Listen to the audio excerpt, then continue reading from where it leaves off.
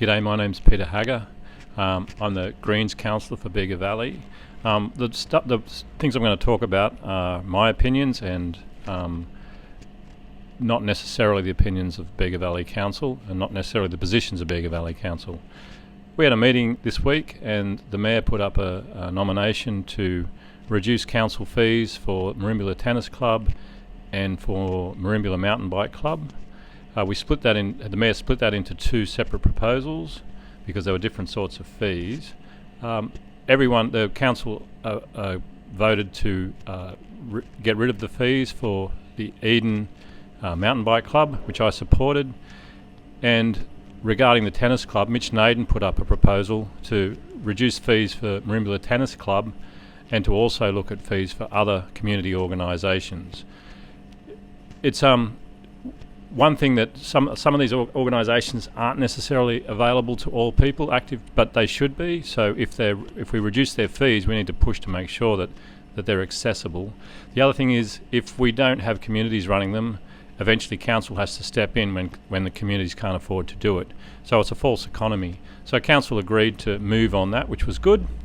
The other thing that's being discussed a bit at the moment is fire, particularly in relation to extension of Merimbula Airport and 737 bomber aircraft, and whether they would be useful from Merimbula or even possible to fly from Merimbula if the airport was extended. So I've started a discussion with council about new and developing technologies and a history of the fires. So a trigger warning: I'm about to discuss the fires of 2019-2020. We know from the New South Wales Coronial Inquest that the fire started when lightning struck a pile of slash left from logging on the 27th of December 2019. We know that it was first reported about 6 hours later, and that the Numarella Fire Brigade turned up that evening and eventually were able to cut a line around the fire and called for backup, which never came. It was a busy year, it was a busy time, but that backup needed to come from Sydney. We didn't have the resources to deal with what was then a 2-hectare fire burning in leaves and grass and slash from logging. And so Numarella Brigade did amazing work, but they basically watched it for 3 days until it ran sometime after 9 o'clock on the 30th. So for 3 days and 5 hours or so, that fire was contained but was unable to be put out. So 737s aren't necessarily the best tool for the job here, as we've just seen in Los Angeles. What we need is, we know when the fires are happening, when they're happening with lightning strikes. We know that we can track them with modern technology.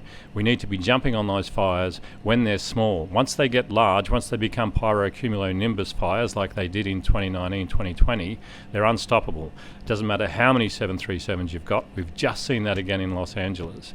So what we do need is, we need federal governments to fund development of research so that we can track the fires and jump on them quickly and have technology that's deployed to our local communities, to our local RFSs. Things like drones. This technology is available and needs to be developed. So we need to be advocating for our federal governments and our state governments to do a lot more in this, because we've been sitting there for 5 years. And where there's an article from the ABC from last week that we will share and that you'll find in the description, which gives a far clearer indication of the science that's available. We need to be pushing this to make sure that if there's lightning strike, when there's lightning strikes in the future, that we can stop the fire before they become too serious. So that's just a quick summary of what sort of things we're working on at the moment. We're going to do this at least once every month, and the YouTube videos we might get longer if we get more comfortable. Thank you.